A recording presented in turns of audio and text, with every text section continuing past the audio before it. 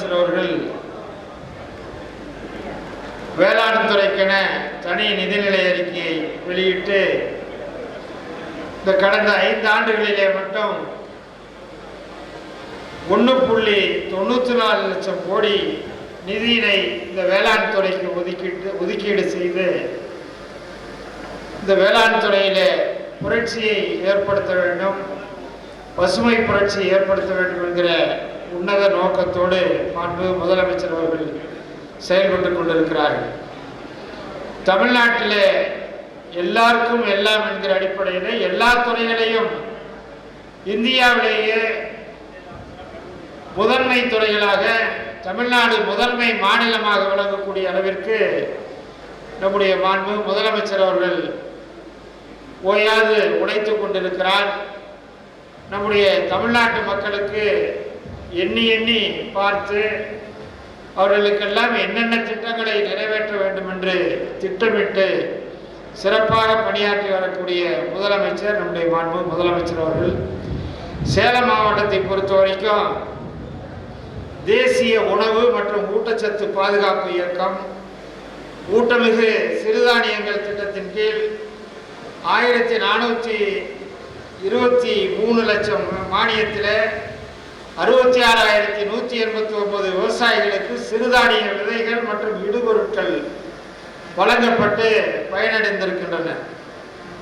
அதேபோல கடந்த 4 ஆண்டுகளிலே 16.22 லட்சம் மெட்ரிக் டன் எனும் உச்ச அளவை உணவு தானிய உற்பத்தியில நம்முடைய மாவட்டம் எய்தியிருக்கிறது.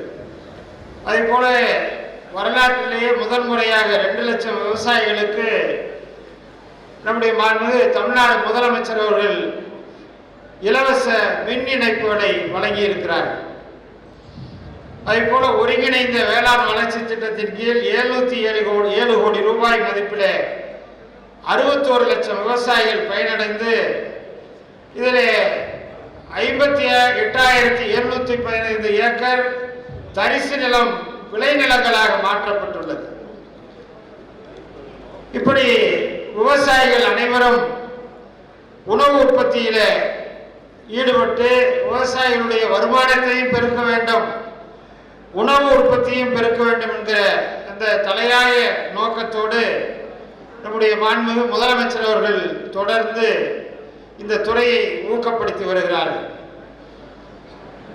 அதுவும் நம்முடைய மாவட்டத்தில் பயிர்க்கடன் மட்டும் 53,340 கோடி ரூபாயை மாண்புமிகு முதலமைச்சர் வழங்கி இந்த 5 ஆண்டு காலத்தில் இந்த தொகை வழங்கப்பட்டிருக்கிறது.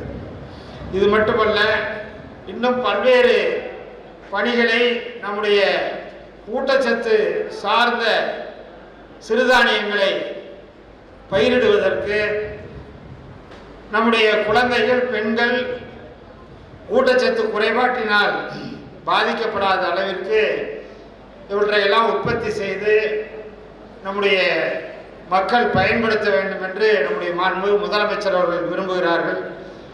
எனவே சிறுதானியங்கள் பொறுத்தவரை நம்முடைய தமிழ்நாட்டில் மாண்பு முதலமைச்சர் அவர்கள் உற்பத்தி நுகர்வு சார்ந்த பணிகளிலே மிகுந்த கவனம் செலுத்தி சாகுபடி பரப்பை அதிகப்படுத்தி உற்பத்தி மற்றும் உற்பத்தி திறனை அதிகப்படுத்தி மிகச்சிறந்த மாநிலமாக நம்முடைய மாநிலத்தை உருவாக்கி இருக்கிறார்கள்.